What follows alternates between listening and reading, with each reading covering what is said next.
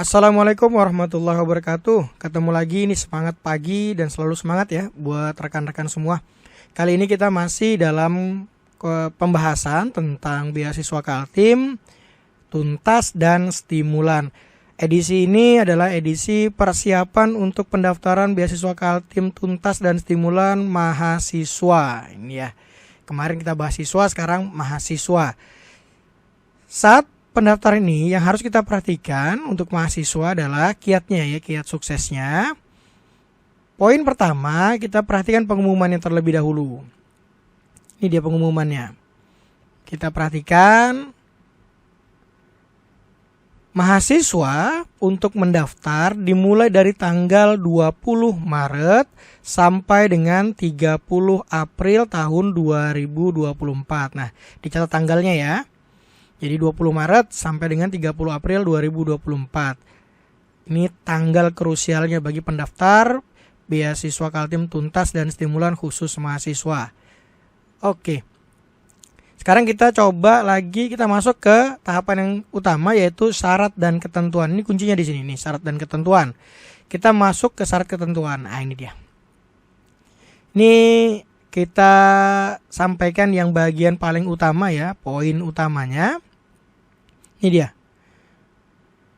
Pertama yang harus kita pahamkan adalah untuk pendaftar beasiswa Kaltim tuntas mahasiswa untuk diploma 1 maksimal 1 tahun atau 2 semester ini ya.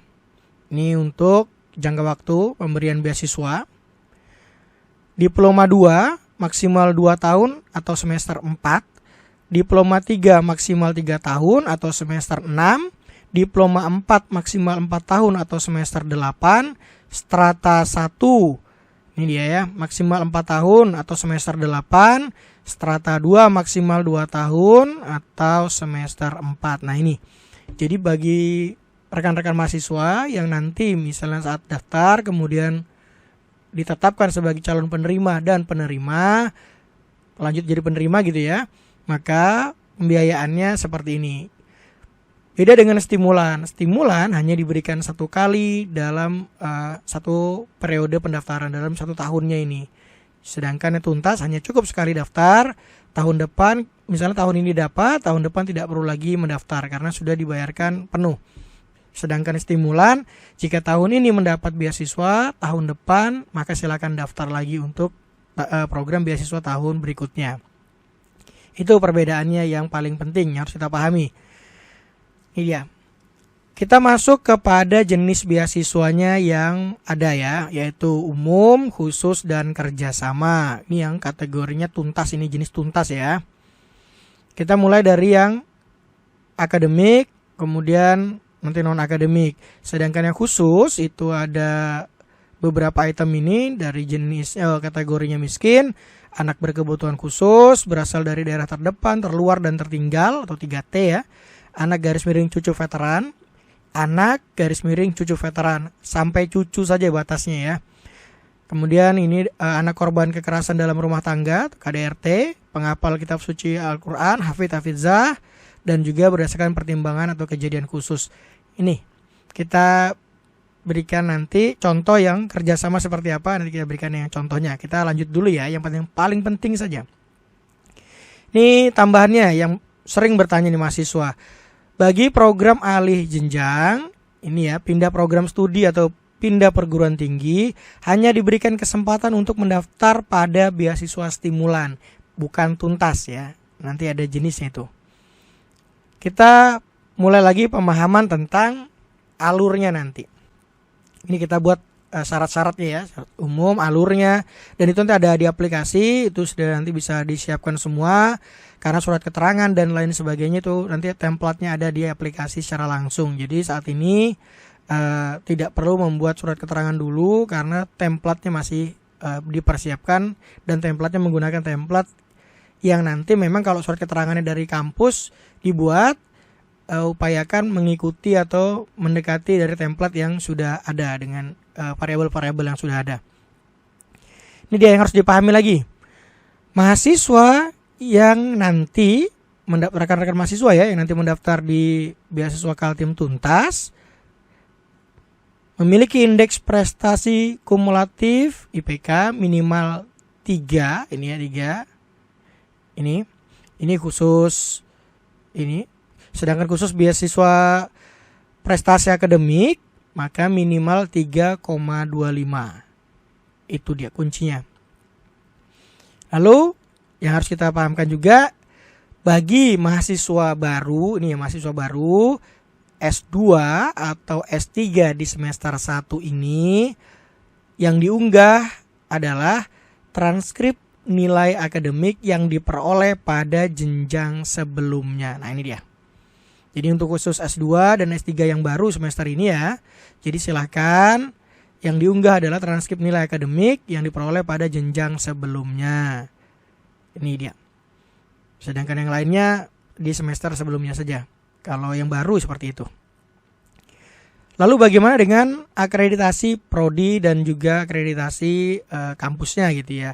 Untuk pendaftar tuntas minimal B, baik sekali. Jadi ini ya, terdaftar di perguruan tinggi minimal berakreditasi B, garis miring baik sekali, dan program studi minimal berakreditasi B, garis miring baik sekali. Jadi yang bukan B itu atau misalnya masih kategorinya C, jenis bisa ke stimulan. Ini minimal. Jadi ini harus kita pahamkan baik-baik seperti ini. Ini ya. Bagi mahasiswa baru semester 1 jenjang S2 atau S3, perguruan tinggi sebelumnya minimal berakreditasi B. Jadi S1-nya atau S2-nya sebelumnya perguruan tingginya minimal berakreditasi B, baik sekali, dan program studi sebelumnya minimal berakreditasi B. Jadi perguruan tingginya B, kemudian program studinya B. Jadi itu yang melanjut S2 ya, yang baru pendaftar baru ya. Ini dia. Itu yang harus kita pahami sekali lagi terkait yang hal-hal penting yang nanti tidak lagi dipertanyakan karena yang paling banyak bertanya seperti itu ya. Apa perbedaan tuntas dan mahasiswa? Yang pertama, tuntas itu saat daftar beasiswa minimal prodinya itu B, perguruan tingginya akreditasinya juga B. Kemudian kalau untuk yang C itu masuk di stimulan. Seperti itu. Lalu sama dengan IPK-nya aja seperti itu ya.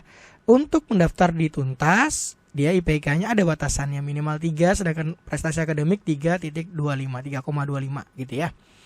Lalu bagaimana dengan mekanisme nanti? Ini tambahan ya.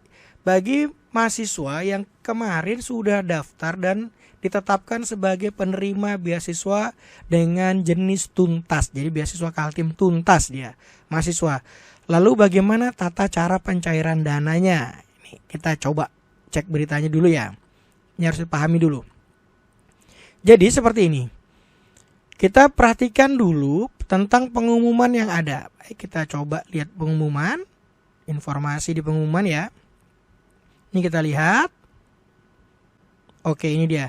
Pengumuman monitoring dan evaluasi atau MONEV untuk beasiswa Kaltim kategori tuntas tahun 2019 sampai 2023. Nah, ini tata cara pencairannya. Jadi jangan lagi ditanyakan kenapa dananya masih ditahan atau bagaimana mencairkannya, bagaimana mengeluarkan dananya, seperti ini. Ini ya. Bagi mahasiswa penerima beasiswa Kaltim tuntas dari tahun 2019 sampai tahun 2023, pembukaan blokir dana beasiswa Kaltim tahun 2024 dapat dilakukan setelah penerima beasiswa melakukan pengisian data MONEV dengan tahapan sebagai berikut. Penerima beasiswa wajib melaporkan kemajuan studi semester terakhir periode Januari sampai dengan Juni 2024. Nih. Kemajuan studi dilaporkan dengan cara mengunggah dokumen transkrip nilai KHS terakhir melalui akun masing-masing. Kapan mulainya? Tanggalnya ini yang penting. Dimulai dari tanggal 3 sampai tanggal 15 Juni 2024. Ingat ya, login ini hanya bisa dilakukan pada tanggal tersebut. Nah, perhatikan nih. Jadi jangan sampai nanti saat kita mencarikan dana sekarang, kita tidak memperhatikan pengumuman yang diberikan, kita langsung coba login, akhirnya username dan password kita tidak terbaca, tidak terdeteksi. Karena tanggalnya kita belum perhatikan. Ingat ya, pembukaan dana hold itu silakan laporkan kemajuan studinya dimulai dari tanggal 3 sampai dengan diakhiri dengan tanggal 15 Juni 2024. Seperti itu yang harus kita pahamkan. Lalu bagaimana jika kita ada kesulitan ini, mahasiswa, teman-teman mahasiswa ada kesulitan dan ingin ya bertanya tentang tuntas gitu ya, tentang dananya, tentang mekanisme tuntas, pencairan dana holdnya seperti apa. Di sini kita cek di menu login ada fitur Monev. Nah, kita perhatikan di sini. Oke. Kita perhatikan pelan-pelan. Di sini ada layanan-layanan informasi, ada komunitas Monev, kemudian ini ada testimoni dan ini dia. Jika rekan-rekan mahasiswa, penerima beasiswa tuntas, ada kendala atau hal yang memang perlu didiskusikan lebih lanjut, jika memang dekat, silakan datang ke gedung Disdikbud lantai 4 ya. Ini di sini ada sekretariat beasiswa Kaltim di sana, silakan kunjungi langsung. Ini yang dekat.